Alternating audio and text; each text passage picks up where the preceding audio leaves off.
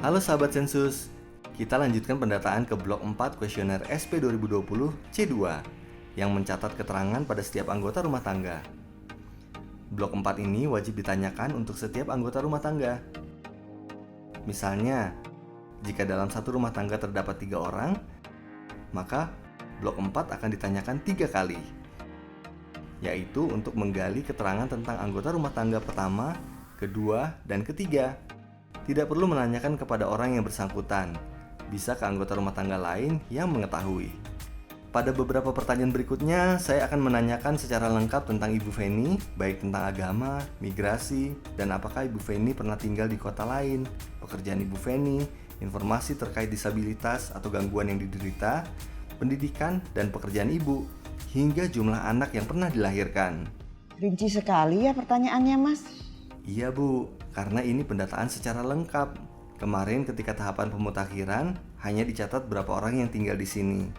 Nah, pada tahapan ini, semua orang yang tinggal di dalam rumah tangga yang terpilih menjadi sampel akan didata secara lengkap.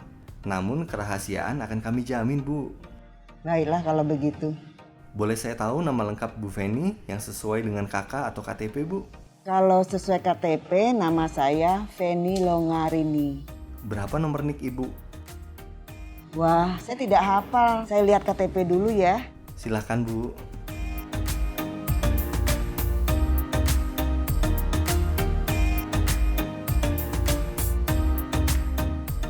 Tiga 3201 2171 1267 0004. Apa kewarganegaraan Ibu Feni? Saya warga negara Indonesia, orang Indonesia asli. Ibu berasal dari suku apa? Suku saya Sunda, Agama Ibu Feni apa, Bu? Islam, Di mana tempat lahir Bu Feni? di Manokwari, Papua Barat. Wah, jauh ya pindah ke Bogor dari Manokwari. Iya, Mas. Saya lahir ketika orang tua saya sedang dinas di sana. Sebelum di Bogor sini, Ibu tinggal di mana? Dulu saya pernah tinggal lama di Medan. Sekitar 10 tahun kemudian pindah ke Padang dan tinggal di Padang dari awal tahun 2018. Terus baru pindah ke sini di 2019. Kalau tidak salah bulan Mei. Jadi sebelum ke Bogor, Ibu tinggal di Padang lebih dari setahun ya? Iya, Mas. Alasan pindah dari Padang ke sini apa, Bu? Tuntutan pekerjaan. Saya sering mutasi dari Medan ke Padang, juga pindah karena pekerjaan. Maaf saya tanya lagi nih, Bu. Ibu sejak kapan pindah dari Padang ke Bogor, Bu? Sejak Mei 2019, Mas. Oh begitu, baik Ibu. Sekarang saya ingin bertanya tentang kesulitan atau gangguan fungsional. Tujuannya untuk mengumpulkan informasi tentang adanya kesulitan atau gangguan fungsional, dan survei ini tidak ada kaitannya dengan bantuan, tapi bisa dijadikan masukan bagi pemerintah agar pelayanan dan fasilitas umum dapat ditingkatkan. Data yang diberikan dalam survei ini sepenuhnya rahasia dan tidak dipublikasikan data individualnya. Iya, Mas. Silahkan. Apakah Ibu mengalami kesulitan atau gangguan penglihatan, Bu? Iya, minus. Makanya saya harus pakai kacamata kalau mau membaca sesuatu. Oh, lalu setelah pakai kacamata, apakah masih sulit melihat, Bu? Tidak. Oh, baik, Bu. Kemudian, apakah Ibu mengalami gangguan atau kesulitan pendengaran? Tidak. Apakah Ibu mengalami kesulitan dalam memahami atau dipahami orang lain ketika berbicara dengan bahasa yang Ibu sering gunakan? Tidak. Apakah Ibu mengalami kesulitan atau gangguan ketika berjalan atau naik tangga? Tidak. Apakah Ibu mengalami kesulitan menggunakan jari dan tangan, misalnya memungut benda kecil seperti kancing atau pensil, atau membuka atau menutup wadah atau botol? Tidak. Apakah Ibu mengalami kesulitan atau gangguan dalam hal mengingat atau berkonsentrasi, Bu? Tidak. Kalau saya tanya ke Ibu, tadi pagi Ibu sarapan apa? Ibu masih bisa jawab ya, Bu? Iya. Tadi saya sarapan bubur ayam. Apakah Ibu mengalami kesulitan atau gangguan dalam berpikir atau tunagrahita, Bu? Alhamdulillah enggak, Mas. Apakah Ibu mengalami gangguan perilaku dan atau emosional? Tidak. Apakah Ibu mengalami kesulitan atau gangguan untuk mengurus diri sendiri? Misalnya mandi, makan, berpakaian, buang air besar, atau buang air kecil, Bu? Tidak juga. Pada kuesioner ini terdapat pertanyaan apakah Ibu dapat berbahasa Indonesia. Karena sejak dari awal kita telah berkomunikasi dengan bahasa Indonesia, Maka saya akan isikan Ibu dapat berbahasa Indonesia ya, Bu? Iya dong, Mas. Kalau bahasa yang pertama kali Ibu kuasai bahasa apa, Bu? Bahasa Indonesia. Kalau sekarang saya banyak menguasai bahasa. Kalau bahasa daerah bisa, Bu? Bisa. Bahasa daerah apa aja, Bu? Bahasa Sunda, bahasa Batak, bahasa Minang juga bisa sedikit-sedikit. Karena di Padang hanya sekitar setahun. Kalau bicara dengan keluarga, sehari-hari pakai bahasa daerah apa, Bu? Kalau bicara keluarga, kadang-kadang saya pakai bahasa Sunda dan bahasa Indonesia, Mas. Karena saya kan orang Sunda.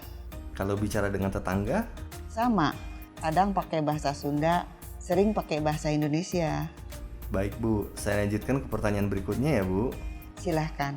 Tadi Ibu sempat bilang, sebelum di sini Ibu pernah tinggal di Medan dan di Padang.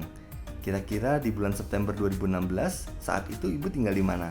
Di Medan, Mas. Saya baru pindah ke Padang tahun 2018. Kalau sekarang ini, kegiatan rutin yang Ibu lakukan apa aja, Bu? Saya bekerja, tapi sekarang saya lebih sering kerja di rumah atau WFH, Mas. Seminggu ke kantor cuma 2 kali. Karena pandemi ya, Bu. Ibu kerjanya di mana? Di Jakarta. Pulang pergi di hari yang sama, Bu. Iya, Tepatnya Jakarta di kecamatan mana, Bu? di daerah Gambir, Jakarta Pusat. Biasanya Ibu ke kantor naik apa? Naik kereta. Kalau Ibu ijazah tertingginya apa, Bu? Ijazah terakhir saya S1, Mas. Seminggu yang lalu Ibu masih bekerja. Masih, tapi seminggu ini kerja di rumah terus. Boleh tahu Ibu bekerja sebagai pegawai di perusahaan apa, Bu? Saya pegawai di perusahaan telekomunikasi operator seluler, Mas. Apa yang Ibu kerjakan di perusahaan tersebut, Bu? Jabatan Ibu sebagai apa di sana? Saya sebagai public relation, Mas. Oh, baik, Bu. Saya lanjutkan ke pertanyaan berikutnya ya, Bu. Mohon maaf sebelumnya saya ingin bertanya terkait riwayat kelahiran anak kandung Ibu. Ya, silakan. Ibu pernah melahirkan berapa kali, Bu? 2 kali. Kedua anaknya lahir dalam keadaan hidup ya, Bu? Maksudnya gimana, Mas? Apakah ada di antara kedua anak Ibu lahir dalam kondisi sehat dan tanda-tanda kehidupannya seperti bernafas, atau biasanya bayi nangis ketika lahir dan bukan dilahirkan dalam keguguran atau ketika lahir sudah tidak bernafas? Alhamdulillah, kedua anak saya lahir sehat, Mas.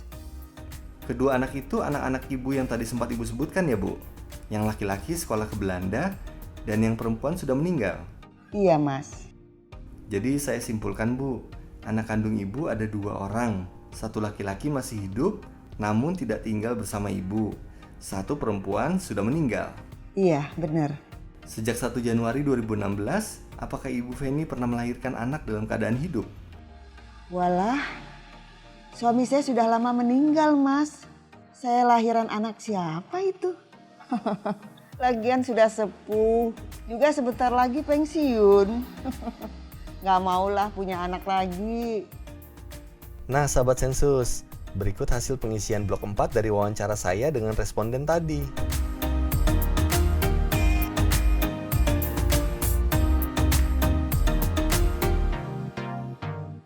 Pada saat mewawancarai blok 4, pada beberapa pertanyaan, sahabat Sensus perlu menggali informasi dari responden. Karena terkadang kita tidak bisa mendapatkan jawaban hanya dengan satu pertanyaan saja. Contohnya, pada pertanyaan tentang jumlah anak yang telah dilahirkan. Kita bisa ikut membantu responden mengingat siapa saja anak-anak yang telah dilahirkan.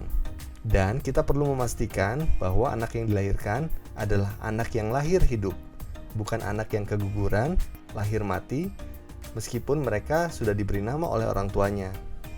Pada rumah tangga Bu Feni tadi, meskipun dari keterangan awal kita dapat menyimpulkan bahwa Bu Feni tidak melahirkan sejak 2016, tetapi seluruh pertanyaan perlu ditanyakan untuk memastikan atau sebagai konfirmasi.